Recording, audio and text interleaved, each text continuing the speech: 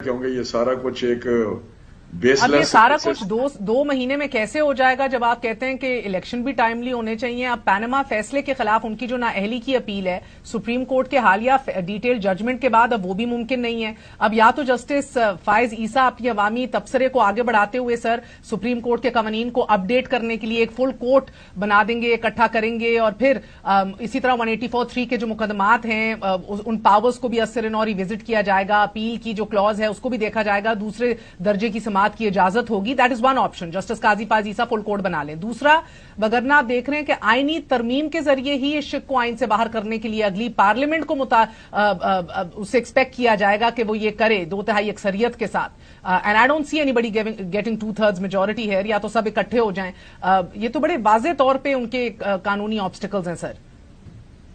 नहीं, मैं आपको बताऊं, ये मुख्तलिफ वकला की मुख्तलिफ उसकी इंटरप्रिटेशंस हैं, लेकिन मेरे ख्याल में जो इलेक्शन लॉज में अमेंडमेंट हुई है वो 5 साल की सजा डिस्क्वालिफिकेशन है।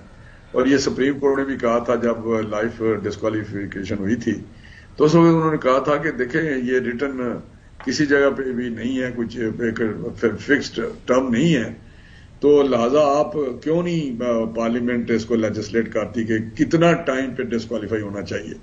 वो उनकी ही कहने पे एक नंबर एक फिगर ले आए कि 5 साल होगी, तो 5 साल उनकी पूरी हो गई है। लेकिन दूसरी जो आप बात कर रहे हैं वो एक कन्विक्शन है उनकी जो एक केस में हुई है, आपको पता है वो कन्विक्टेड भी हैं, तो वो उसका वो सामना करेंगे और उनकी अपील है। अपील में इंशाल्लाह हमें उम्मीद है, क्योंकि ये झूठे केस थे तो उनको रिलीफ मिलेगा, तो उसको वो सामना करने को तैयार है। ये मत सोचें कि 2 महीने या 1 महीना या जो भी है, लेकिन उसका सामना करेंगे, लेकिन वो आएंगे पाकिस्तान इंशाल्लाह ताला।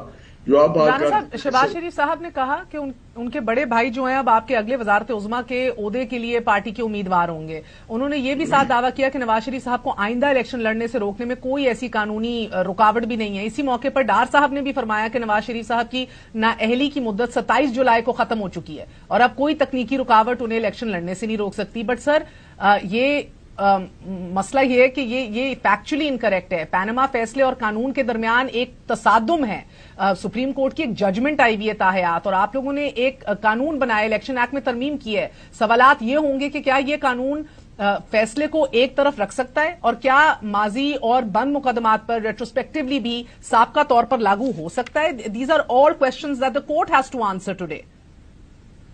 नहीं, मैं समझता हूं जो शहबाज साहब कह रहे हैं और डार साहब कह रहे हैं वो बात दुरुस्त है।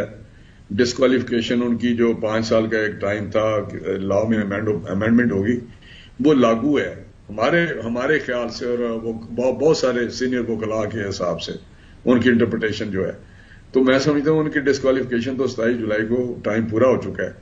बाकी रही जो आप बात करते हैं, मैं फिर वही दोहराऊंगा कि कन्विक्शन उनकी है, वो अपील है, पड़ी हुई है अपील, वो आएंगे और उसी से जगह से स्टार्ट होगा जहां वो छोड़ के गए थे, और वहां अपील सुनी जाएगी और जो अदालत फैसला करेगी हमें कबूल होगा। ठीक है। और आखिरी सवाल सर, ये आपको अगला इलेक्शन उस बल्ले का निशान नजर आ रहा है बैलेट बॉक्स पे? बल्ला तो जिस तरह वो खिलवाड़ किया उसने पाकिस्तान के साथ, पाकिस्तान की इकोनॉमी के साथ और अदारों के साथ, और जिस तरह 9 मई के वाकयात हुए हैं, मेरा बल्ला तो नहीं होना चाहिए। मैं तो इसका नहीं समझता कि अब भी गुंजाइश है कि इस किस्म के जत्थे को इजाजत दी जाए कि वो सियासत के नाम पे ऐसी कार्रवाई कर जाए जैसे पाकिस्तान के अदारों पे या ऐसे मामलात हो जाएं जैसे मैं समझता हूं, मुझे तो मैं लफ्ज भी नहीं कह सकता, जैसे हमारा मुल्क का बहुत नुकसान हो जाए, वो पाकिस्तान कमजोरी की तरफ जाए। तो मैं समझता हूं इमरान खान, उन लोगों ने काफी देख लिया है उसका मामलात, उसके कारनामे। अब मेरा हाल इस चैप्टर को तो क्लोज होना चाहिए। बहुत बहुत शुक्रिया राना तनवीर साहब, आपने गुफ्तगू सुनी। उनका मानना है कि तहरीक इंसाफ और साबिक वजीर आजम को बहरहाल अगले इलेक्शन में नहीं हिस्सा लेने की इजाजत देनी चाहिए।